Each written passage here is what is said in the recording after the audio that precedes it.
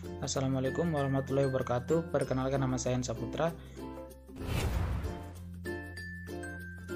yang akan membahas tentang anatomi dan fisiologi kulit. Jadi, kulit adalah lapisan pelindung terluar dari tubuh antara kulit derivatif dan apendiksnya. Itu membentuk sistem integumen. Ya, sistem integumen adalah sistem organ yang membedakan, memisahkan, melindungi, dan menginformasikan rangsangan terhadap serangan dari luar. Rangsangan ke tubuh manusia terhadap serangan dari luar atau terhadap lingkungannya. Jadi, pada manusia derivatif kulit mencakup kuku, rambut, dan beberapa jenis kelenjar keringat dan sebasea. Sistem integumen berfungsi untuk melindungi organ dan jaringan yang ada pada tubuh manusia terhadap serangan atau rangsangan dari luar atau lingkungan. Jadi, sistem integumen akan bergerak terhadap beban mekanis seperti gesekan atau getaran yang dapat mendeteksi pada perubahan fisik di lingkungan luar dengan rangsangan yang tidak menyenangkan dan dapat dihindari dari organ internal sebagai fungsi vital pada tubuh. Kulit memiliki peran penting sebagai pelindung tubuh manusia bagian terluar. Untuk menjalankan tugasnya, kulit memiliki 3 lapisan yang saling bekerja sama atau saling melengkapi, yaitu epidermis, dermis, dan hipodermis. Lapisan yang pertama adalah lapisan epidermis. Lapisan epidermis merupakan lapisan terluar dari tubuh manusia yang tugas utamanya yaitu untuk memproduksi sel baru, memberi warna kulit, dan melindungi tubuh dari zat asing atau zat berbahaya yang datang dari lingkungan luar. Lapisan epidermis terdiri atas beberapa lapisan, yaitu yang pertama stratum corneum. Stratum corneum terdiri dari beberapa lapisan gepeng yang mati dan tidak berinti. Protoplasmanya telah berubah menjadi keratin atau zat tanduk. Yang kedua yaitu stratum lucidum. Stratum ini memiliki lapisan yang gepeng tanpa inti. Protoplasmanya berubah menjadi protein atau eleidin. Biasanya terdapat pada kulit tebal seperti telapak kaki dan telapak tangan. Tidak tampak pada kulit tipis. Lapisan yang ketiga yaitu stratum granulosum atau lapisan granular. Lapisan ini merupakan 2 atau 3 lapisan sel gepeng. Sitoplasmanya berputir kasar yang terdiri atas keratohyalin dan terdapat inti di antaranya. Mukosa tidak mempunyai lapisan ini. Lapisan yang keempat yaitu stratum spinosum atau lapisan melting. Lapisan ini merupakan lapisan epidermis yang paling tebal. Terdiri dari sel poligonal yang besarnya berbeda-beda karena ada proses mitosis. Protoplasmanya jernih karena banyak mengandung glikogen dan inti terletak di tengah-tengah. Lapisan yang terakhir yaitu stratum basale. Lapisan ini terdiri dari sel-sel kolumnar yang tegak lurus terhadap dermis, tersusun sebagai tiang pagar atau palisade. Di dalam lapisan ini, sel-sel epidermis bertambah banyak melalui proses mitosis.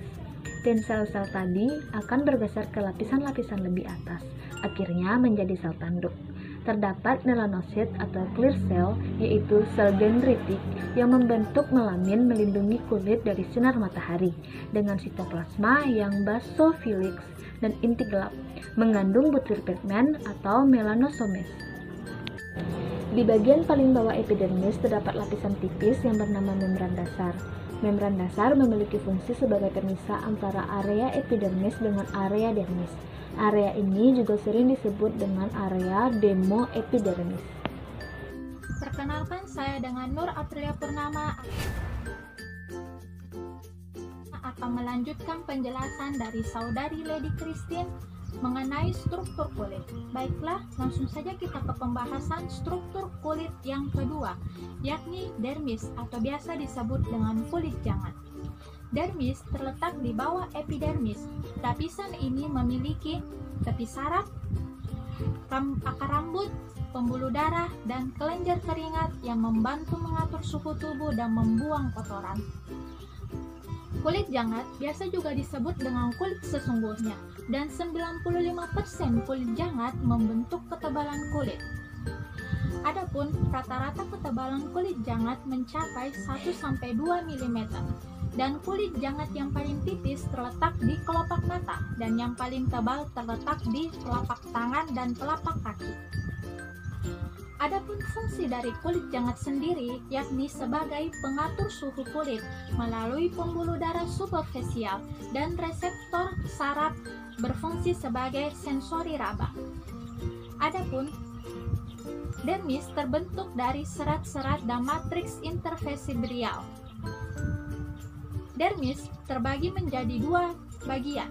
Yang pertama yakni bagian papiler, yaitu jaringan tipis yang terletak di bawah epidermis yang mengandung pembuluh darah papiler dan beberapa serat elastis dan kolagen. Yang kedua yakni retikuler, yaitu lapisan yang lebih dalam dan lebih tebal yang membentuk seperti blok kolagen dan elastis yang memberikan fleksibilitas dan kekuatan pada kulit. Struktur kulit yang ketiga yakni hipodermis. Hipodermis adalah struktur kulit yang paling dalam. Biasa juga disebut dengan subkutan atau subkutis. Lapisan ini memiliki folikel lembut, jaringan pembuluh, jaringan lemak, dan kelenjar keringat. Lapisan subkutan mengandung banyak lemak yang berfungsi untuk melindungi tubuh dan mengatur suhu tubuh untuk menyesuaikan diri dengan cuaca di luar. Adapun fungsi utama dari hipodermis yaitu menyimpan lemak. Hipodermis memiliki jaringan ikat yang mengikatkan dermis kepada otot dan tulang. Perkenalkan, nama saya Retni Hileana. Saya kelompok 3, di mana kelompok 3 membahas tentang anatomi dan fisiologi kulit, dan saya akan menjelaskan bagian derivat kulit. Derivat kulit sendiri itu adalah turunan dari kulit, di mana derivat kulit terbagi menjadi 5. Yang pertama adalah folikel rambut, yang kedua adalah kelenjar sebase atau kelenjar minyak, dan yang ketiga adalah kelenjar keringat merokrin. Yang keempat adalah kelenjar keringat apokrin, dan yang kelima adalah kuku. Folikel rambut sendiri adalah akar rambut di mana akar rambut itu adalah dasar, dan dasar itu bernama bulbulus rambut, dan mengandung melanosit aktif yang besar. Dan kelenjar sebasea, kelenjar minyak, terdapat di seluruh permukaan kulit kecuali di telapak tangan dan kaki. Fungsinya sendiri adalah memberikan lapisan lemak, bakteriostatik, dan menahan evaporasi. Kelenjar keringat merokrin sendiri adalah dapat menghasilkan kelenjar sudorifera dan berbentuk tubular, terdapat di seluruh tubuh kecuali bibir dan gelandas penis. Kelenjar apokrin sendiri terdapat pada ketiak dan kuku. Kuku itu bentuknya lempengan keratin padat pada ujung jari. Terima kasih. Materi selanjutnya yaitu fungsi kulit. Yang pertama itu sebagai indera peraba. Manusia memiliki beberapa indera, salah satunya yaitu indera peraba. Di mana pada indera peraba ini kulit memiliki kemampuan untuk mengenali rasa, salah satunya yaitu rasa panas, dingin, halus, kasar, dan masih banyak lagi. Yang kedua, fungsi kulit kedua yaitu sebagai sistem kekebalan tubuh, di mana kulit ini memiliki mekanisme kekebalan tubuh bawaan yang mampu melindungi tubuh dari patogen, yaitu bakteri dan virus yang membawa penyakit. Selanjutnya yaitu sebagai pelindung tubuh, di mana kulit ini menjadi pembatas organ tubuh dengan dunia luar. Sehingga kulit ini berperan untuk melindungi tubuh dari dampak dan tekanan mekanis, variasi tubuh, mikroorganisme, radiasi, dan bahan kimia. Selanjutnya yaitu sebagai organ regulasi. Fungsi kulit ini yaitu untuk mengatur beberapa aspek fisiologi seperti mengatur suhu tubuh melalui keringat dan rambut kulit, dan juga mengatur perubahan sirkulasi di sekelilingnya serta keseimbangan cairan tubuh melalui keringat. Kulit yang selanjutnya yaitu sebagai alat ekskresi. Di dalam kulit terdapat kelenjar keringat atau disebut juga dengan kelenjar sudorifera yang berperan untuk mengeluarkan zat-zat yang tidak diperlukan oleh tubuh seperti keringat. Keringat ini dikeluarkan melalui rongga kecil atau pori-pori di permukaan tubuh. Selanjutnya yaitu sebagai penggerak otot. Adanya kulit memungkinkan gerakan otot menjadi lentur sehingga tubuh bisa bergerak dengan luasa. Ini dikarenakan kulit sangat elastis. Bahkan sel kulit ini dapat berkembang seiring perkembangan tubuh. Selanjutnya yaitu sebagai sintetis vitamin D. Sinar matahari dapat menghasilkan ultraviolet B, di mana ultraviolet B ini kemudian diserap oleh kulit yang mengandung kolesterol. Lalu setelahnya itu kolesterol yang mengandung provitamin D diubah menjadi vitamin D dengan bantuan sinar ultraviolet B. Kulit mengaktifkan prekursor 7 dihidroksi kolesterol, lalu prekursor tersebut dimodifikasi enzim di hati dan ginjal untuk menghasilkan calcitriol atau disebut juga dengan vitamin D aktif, di mana vitamin D ini bermanfaat untuk pertumbuhan tulang manusia. Saya atas nama Sofiana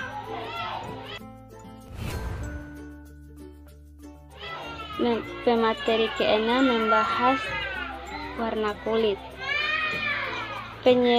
Penyebab perbedaan warna kulit terjadi akibat 2 faktor. Yang pertama, melanosis terletak pada stratum basalis yang memproduksi pigmen yang bertanggung jawab terhadap warna kulit dari coklat sampai hitam. 2. Keberadaan dan jumlah pigmen kuning atau karoten hanya ditemukan di stratum corneum. Ada beberapa jenis kulit. Yang pertama, kulit normal. Kulit normal yaitu kulit yang halus, lembut, cerah, tanpa jerawat, tidak terlihat minyak dan tidak terlihat kering. 2. Kulit berminyak. Kulit berminyak dijumpai pada wanita yang berusia 20 tahunan dan ada juga 30-40 tahun yang mengalaminya. 3. Kulit kering. Kulit kering yaitu terjadi karena kulit kaku atau tertarik pada saat cuci muka. 4. Kulit sensitif. Kulit sensitif ini pada dasarnya penambahan warna atau dapat menimbulkan gejala-gejala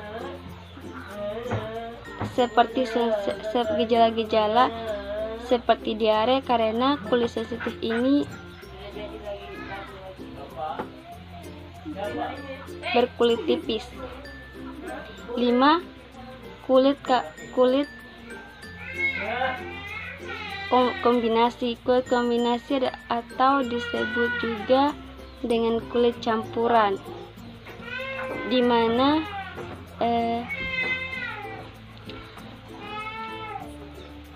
kulit campuran ini sudah berhubungan dengan